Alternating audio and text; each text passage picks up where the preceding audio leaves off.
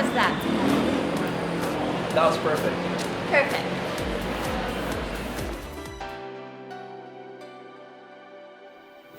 Hey everybody, I am Anton Rojas and this is Down the Line. So as we all know, my partner Denise Lazaro is currently in Japan on vacation. She's having the time of her life in Disneyland. Kaya naman, I decided to invite one of our most loyal viewers of the show to join me for today's episode. Hello! Ooh. Thank you so much, Anton, for inviting me. Lau, it's to you! the show. I know, I'm such an avid fan, and just by tuning in to sports.abs-CBN.com, you're able to select me as a host, and I'm so happy to be here. Guys, it's Laura Liman!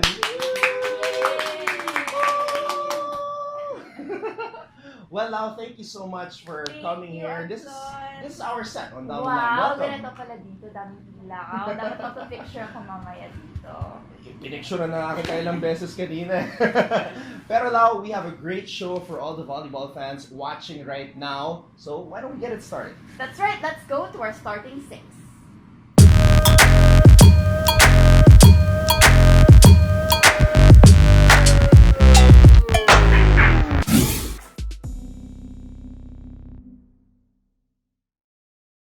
Well, last week, we had Eliza Valdez returning to the country not just to try out for the national team in Davao, but to meet her new teammates in the upcoming 14th V-League Conference, which is going to be the reinforced conference. Eliza will be joining Creamline. That's right. So Eliza Valdez, our three-time MVP, is joining a new team called the Creamline Cool Smashers.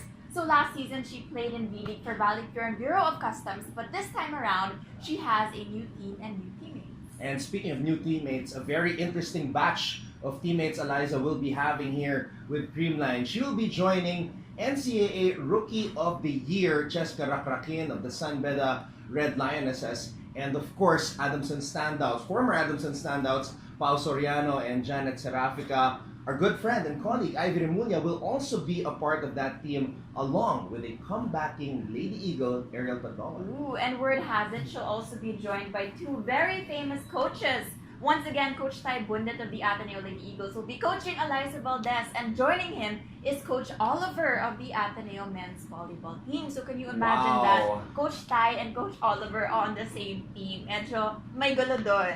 Walang energy gap doon sa dalawang yun.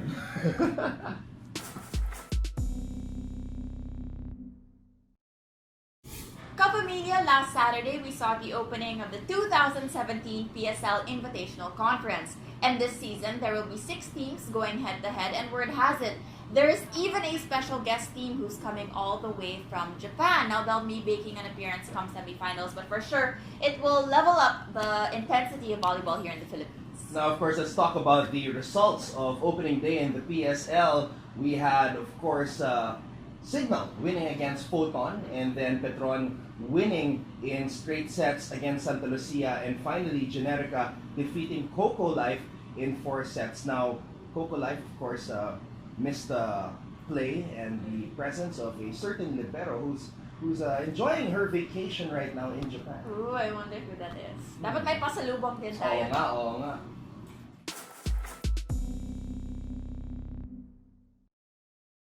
So Lau, last Saturday, we had the highly anticipated first-round matchup in UAP Season 79 sa pagitan ng Ateneo at LaSalle. And to the surprise of many, nanalo ang Ateneo kontra sa defending champions 26-24, 26-24, 21-25, and finally in 4th set, 25-17.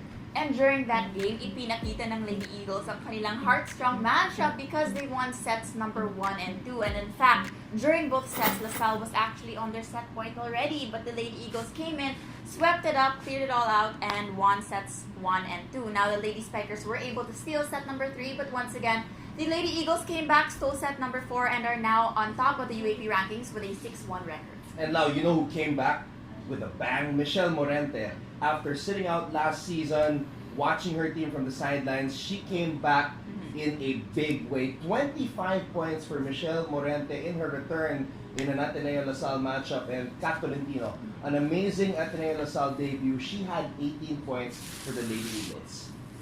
Really showing that heart-strong attitude.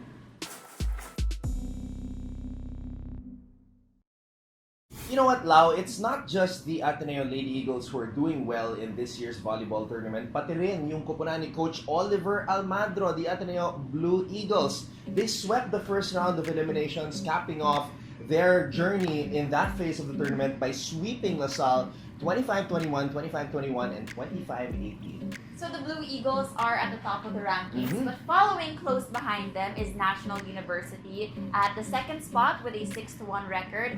After them, we have USD and UP with a 3-5 record, and following close behind are Adamson and DLSU each with a 2-5 record. Now, UE is still winless for the season, pero okay lang naman yun kapamilya dahil round 1 pa lang, meron naman kaming round number 2.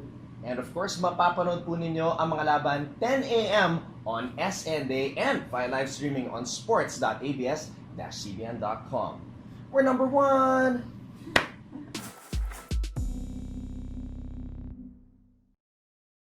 Alright, Lau, so we talked about the men's division. We did a recap on that side. Ngayon naman, pag-usapan natin ang women's side. Number 1 at the end of the first round, ang Ateneo Lady Eagles with a 6-1 win-loss record. They only lost to the NU Lady Bulldogs so far. And right behind them, the defending champions, De La Salle University at 5-2. And the rest of the UAP schools are not at all far behind. We actually have 4 teams tied at number 3 with a 4-3 record. Woo! That's NU, UP, USD, and FEU. Grabe. The UE Lady Red Warriors are at 1-6, and although Adamson is winless, they were able to steal a set over UE. I can't wait to get the second round started.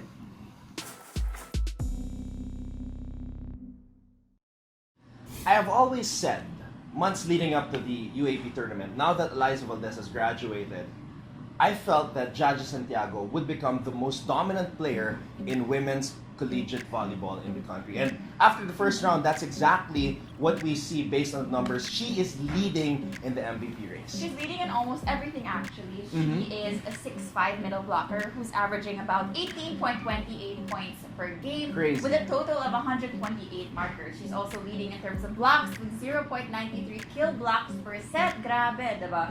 As in, Amazing. leading talaga si Jaja sa lahat. Even in service aces, she's number 4 and she's second in attack efficiency. So parang halos lahat ng categories nandun pa si Jaja. Ibang klase talaga ang pinapakita ni Jaja Santiago this year. So, that is our starting 6. Sa aming pagbabalik, we will meet our player of the week right here on Down the Line.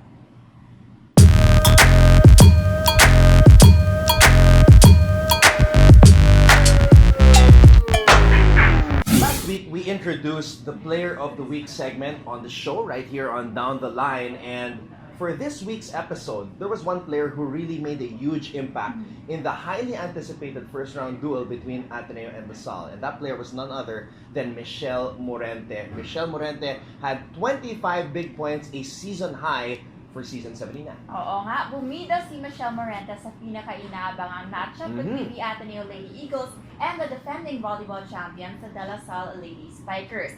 Now, Mitch had 25 big points, and 20 of those points came off attacks in their 26-24, 26-24, 21-25, and 25-17 4-set victory over La Salle.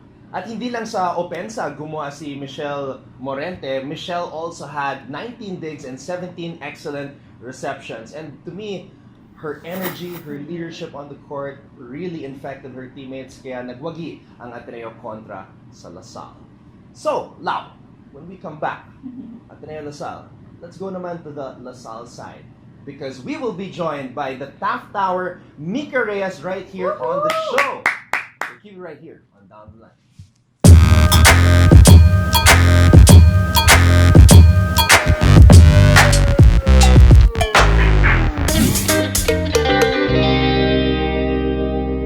Hey guys, you're still watching Down the Line with me, Anton Rojas. And me, Laura Liman, subbing in for Deden Lazaro. Hello, guys. And for today's special episode, we have one of the most successful, talented, and popular faces in the volleyball scene dito sa Pilipinas. We have 2016 Miss Volleyball, Mika Reyes! Mika, maraming salamat. Alam ko sobrang busy ka, pero binigyan mo pa rin kami ng oras. So thank you so much for joining us here sa Down the Line. Now, Mika, speaking of Miss Volleyball, we know that you started your volleyball career at a very late age compared to those who usually go professional. So, medyo late ka when you started, but eventually you were able to win the Miss Volleyball Award by the Philippine Sports Writers Association. So, how does that feel? Again, like, syempre, ang dami nagtanong sa akin. I'm very happy, I'm very grateful, I'm very thankful na they've given this recognition sa akin. Naalala ko, Mika, nung in-interview kita sa Lasal dati, I think it was your 4th year, sinabi mo sa akin, and in your own words, hindi ako yung nagsabi nito, si Mika yung nagsabi sa akin. Sabi mo sa akin, banu talaga ako dati. As in, ginagamit lang ako pang block. Yes. Actually, yeah. Di ba? Dahil sa height mo? Yes. Naalala ko pa with Coach ng UP. Coach Jerry? Coach Jerry sa Manila team. Ay, no. Manila team. Tapos sinabi mo sa akin, nung dumating ka sa Lasal, sobrang chinaga ka ni Coach Ramil, as in sobrang dumami na yung linya niya sa noo niya because he really worked on you to improve. So, you played with such a great coach and Coach Ramil. Ano yung pinaka-importanting lesson na natutunan mo sa kanya? Siguro sa lahat naman ata, ito rin yung masasabi, discipline. Under that, ang dami na yung priorities mo, yung time management mo. Siyempre, as a student-athlete, back then, kailangan, nauna talaga yung student, kailangan mag-aral din muna talaga. Pero kailangan mo i-balance your academics and your trainings. Kasi mahirap din naman talaga makamiss. Kasi lagi rin kami before, twice kami. So, ang time mo rin talaga for your academics, konti lang. Like, kailangan mo lang talagang i-manage yung time. Kailangan mo lang pagkasyahin yung enough time na binigay sa'yo para makapag-aral, and then you have to rest. Oh, worth it naman nun. Halata Yes, naman na sobra. sobrang disciplined kayo. How many Sobra. UAP championships did you win? But of course, guys, with UAP, we don't have the coaches, we also have the teammates. So we'll move on and talk about your teammates, Mika. Who do you think is Lasal? your favorite? Yes. Favorite? Naku, baka magalit. Para safe answer, si Kim na lang, Kim Fardo. Bakit si Kim? Kimi kasi, wala lang. Feeling ko, as a setter and as the middle spiker, parang kaming instant connection. Like, para alam mo yung tingin na lang namin, alam ko na yung gagawin ito. Wow. Parang ganun. So, parang, So may mental na something. So, nadala namin siya outside the court. So, alam mo yun, na lagi na kami kaka-vibes, lagi rin kami magkasama, and magkasundo rin kami sa songs. At bukod pa sa team niyo, do you have friends who are on other UAP teams?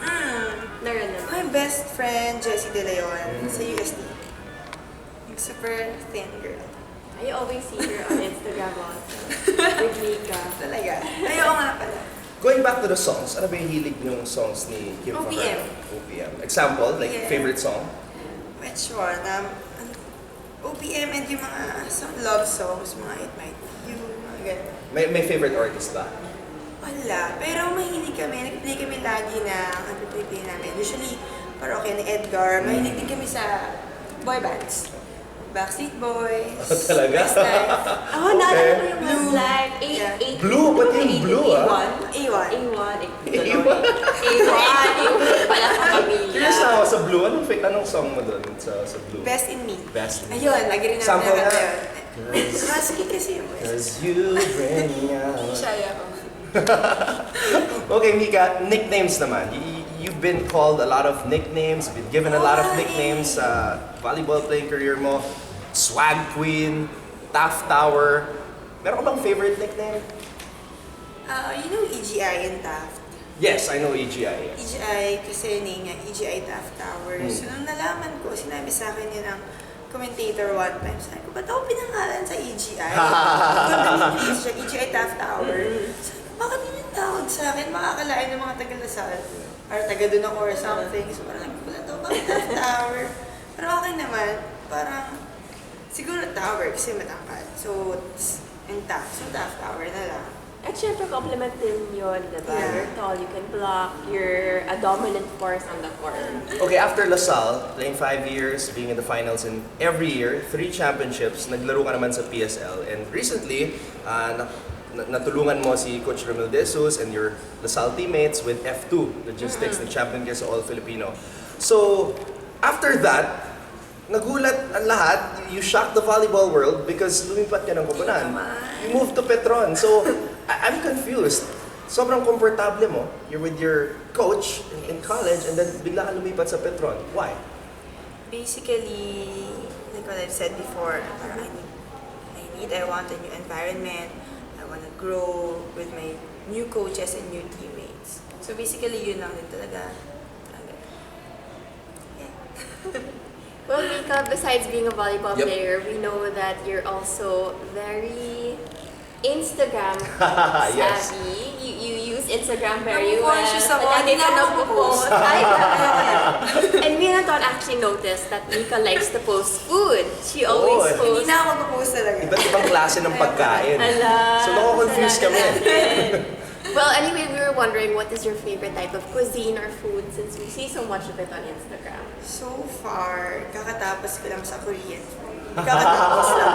Parang nasa, may time, ilang months ka. Like, kasama ko sa lagi RM ko. Like, in-influence niya ako mag-Korean.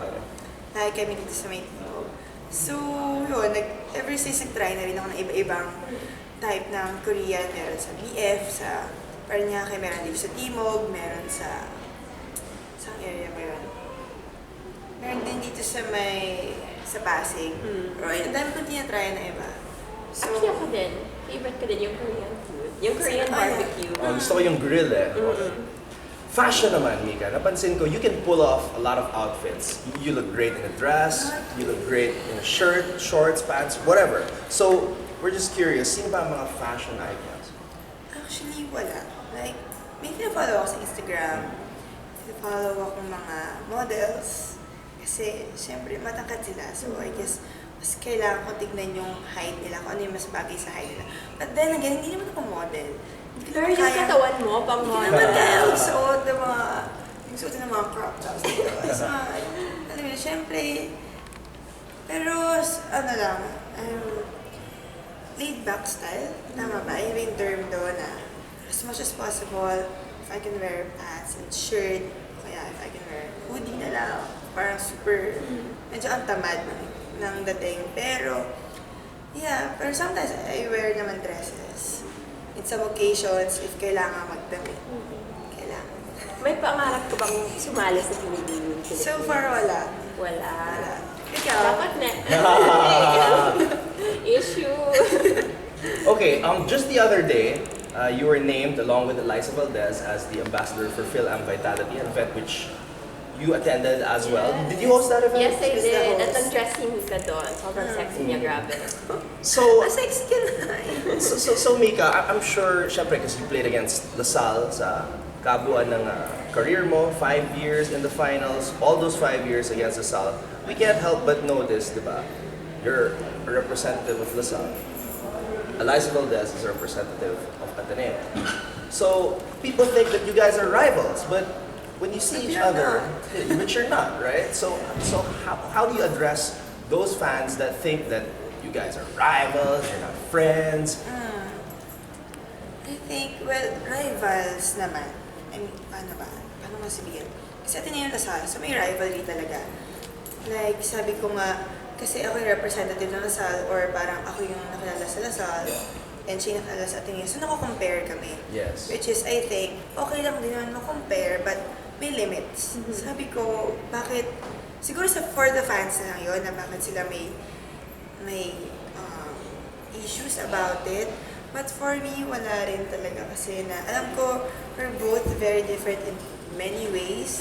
Iba yung position. Sa volleyball, iba yung position niya, iba yung position ko, iba yung role niya, iba yung role ko, iba yung leadership na nabibigay niya, iba rin yung nabibigay ko. And we're totally different. Mag-iba kami, but we're both love the sport you're playing. At napansin ko talaga, Anton, during that event, na wala talagang issue. Yeah, kaya nga sabi ko, friendly I think lang yung mga talaga fans sila. na yun, sabi ko, Yeah. what's the point? Ba't kayo nag-aaway? Kasi stress nyo na yung sarili nyo eh.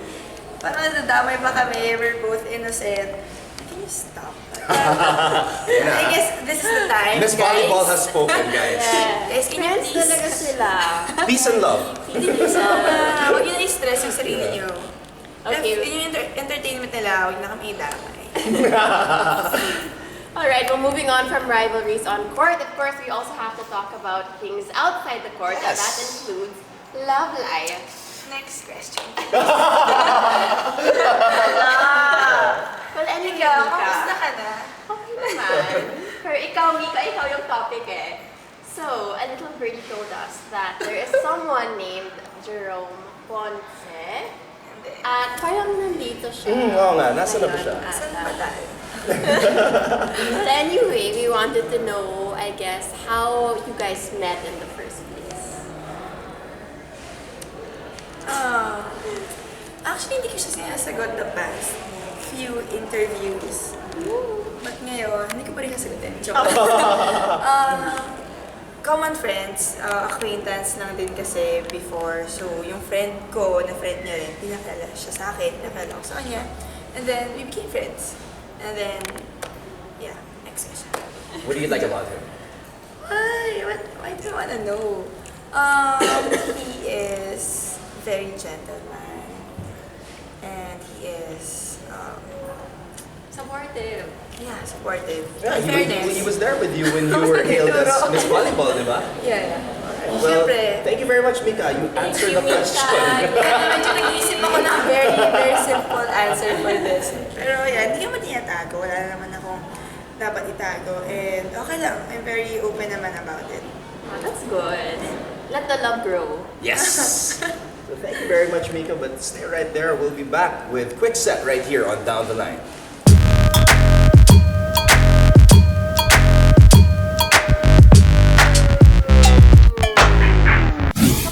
Welcome back to Down the Line, your newest show on ABS-CBN Online. My name is Laura Lehman, subbing in for Denden Lazaro. And joining me, of course, is Anton Rojas, your host, and our very special guest for today, Miss Mika Reyes, Miss Volleyball. Now, today we've gotten to the part of the show called Quick Set. And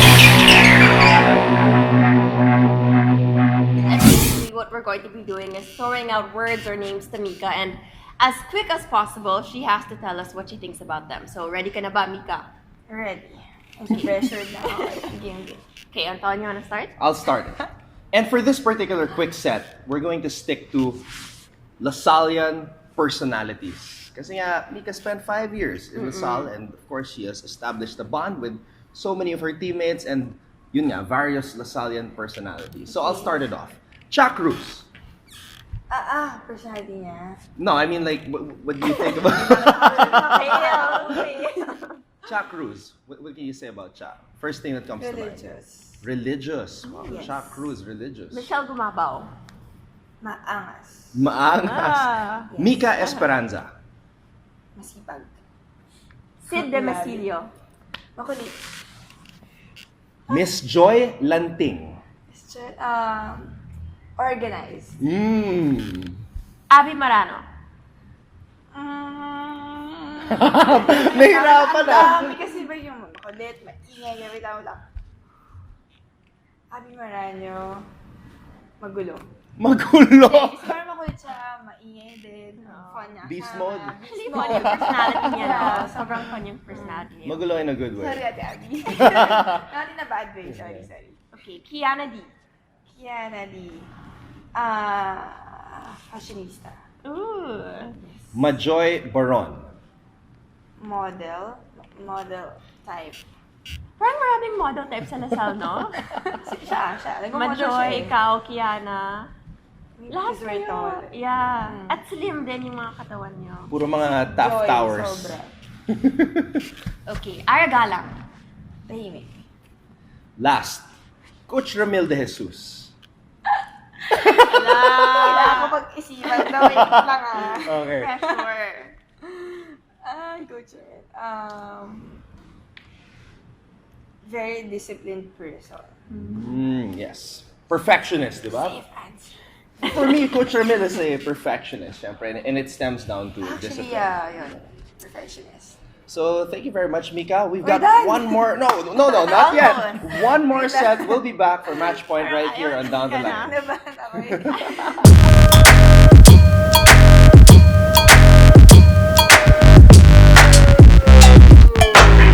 Hi, I'm Mika Reyes and you're watching Down the Line and I'm with Anton Rojas and Miss Laura Lehman and I'm gonna interview them. Miss Volleyball has taken over the show, guys. Host na si Mika. Well, Mika, maraming salamat ulit for joining us on Down the Line. You've been so fun, but we have arrived at match point.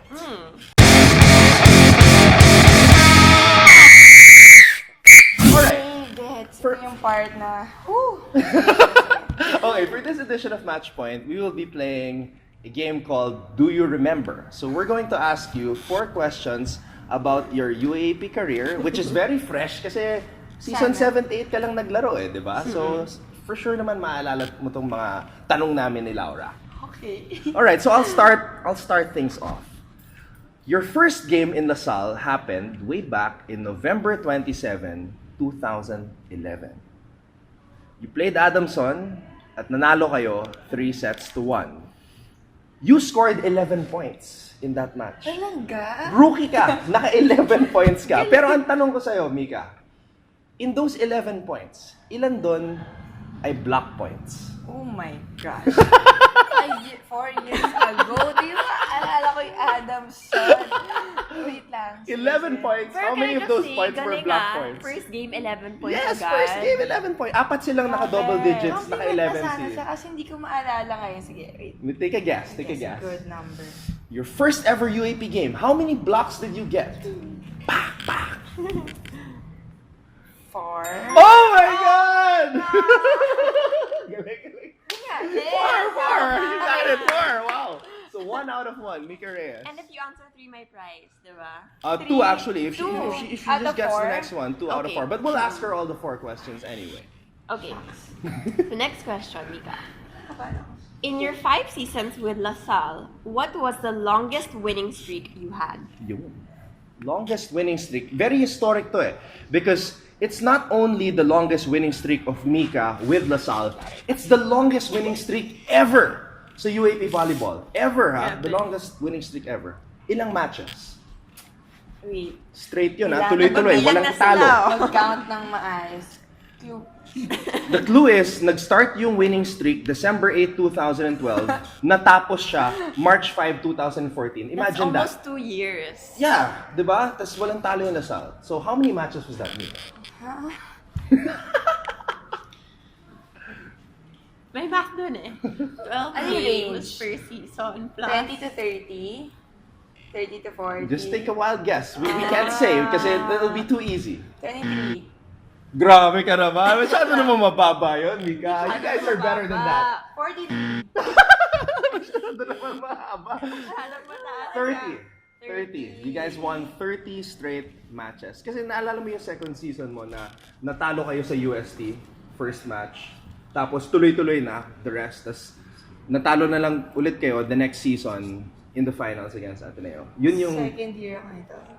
Nag-start yung streak second Second year. year. Tapos nag-end yung streak yung third year. years. Talo kami after. Yeah. Yes. 30 straight matches Naalala ko yun. siya, Mika. pero hindi ko siya kayang bilangin. 30. Kaya na. Pero that's the longest Yun yung pinakamahabang winning streak ever sa history ng UAP Women's 30. Volleyball. 30 straight matches. That's Naisip crazy. Part ka nun. At least now, maalala mo yun. Okay, so for our next question, we have Mika, you played in the finals in all of your 5 years in the UAP against Ateneo. So lahat ng finals mo Ateneo LaSalle. 14 matches total and 5 final series. How 14. many of those 14 matches did you win? May math din to. Yes. Sa finals lang ba? No? Sa finals lang. 14 times kayo naglaban. Imagine that, Lau. 5 times Ateneo LaSalle in the finals. 14 matches lahat yon. 14 Ateneo LaSalle games Yeah, in the 14 finals. Ateneo LaSalle games na Mika played during her career. Shucks. How many times did you win in those 14 matches? Daya! Uy! No Where's coaching. Daya? First year. Binibilang talaga. Bumabacktrack talaga si kasi Mika. may math dun eh. Can you take a wild guess? Out of the 14, ilan ba yung naipanalo nyo?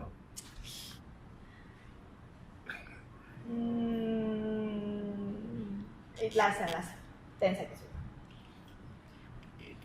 7, 6, 5, 4, 3, 2. Nine. Oh guys won 7 matches. Ganun kadikit yung laban nyo. Imagine that. 7 wins for Lasal, 7 wins for Ateneo. So, 50% Pero of course, talaga. Yeah, 50% talaga. Ganun katindi yung rivalry. But of course, you guys got 3 championships out of the 5. So, you're 1 for 3, Mika. 1 for 3. 1 for 3 questions. Bakit? Parang hindi ka makapaniwala na 7. Saan ka try kami sa isang season? Kaya nga nakahabol yung Ateneo. All right, last question, Mika. Last question. This is for the match. Kailangan mo makuha to para makuha yung special. Score? Yeah, kasi right now you're one of... Hindi yung score. Okay, ito. Obviously, congratulations because you graduated as a champion, 3-time champion. Pero, how many championships has LaSalle won in the history of the UAP? Sinabi na yan sa akin. Yes. If you get this right, you get a prize. Yeah, all in all, nakailang championships ang LaSalle sa UAP. So, kumbaga, yung championship mo, your graduating year as a champion, pang ilang championship ng LaSalle yun? Ang hirap. Mark, Bawal. Mark Escarlote, of course, our hardworking writer from sports.abs-cbn.com. Okay. Nung high school ka, naalala mo ba yung LaSalle Championship? Grabe. Wala, di ako nanood before eh. Kasi, Okay, I'll give you a clue. You already said the number earlier in the previous question. saan doon? Yung una mong sinagot. Ang sinagot ko. Mika. 9? Yeah! 2 out of 9 5 championships. answers. 2 out of 4. So, because 4 pala. Mika Reyes was able to get the answer correctly. 2 out of 4. Sabi nga namin nila na if you get 2 out of 4, you're gonna get a prize. And you'll get a special prize from our friends from the Bellevue, Manila. Wow, social. Well, since you eat anything naman, we have you some special ensaymada from the Bellevue, We'll be Manila. waiting for your Instagram post. No, just kidding, just kidding. Well, Mika, maraming salamat. Maraming salamat talaga. Alam namin you, sobrang Mika. Thank you busy so ka. much. But we wish you all the best, Miss Volleyball. Thank you. You have a message for your fans. Again, I'm very, very, very thankful from the bottom of my heart. And sana mag-support pa rin kayo, manood pa rin kayo ng UAP, and sana manood din kayo ng PSL kahit magkasabay sila ngayon. And have a good day. So thank you very much. Thank you. Mika Reyes, Miss Volleyball 2016.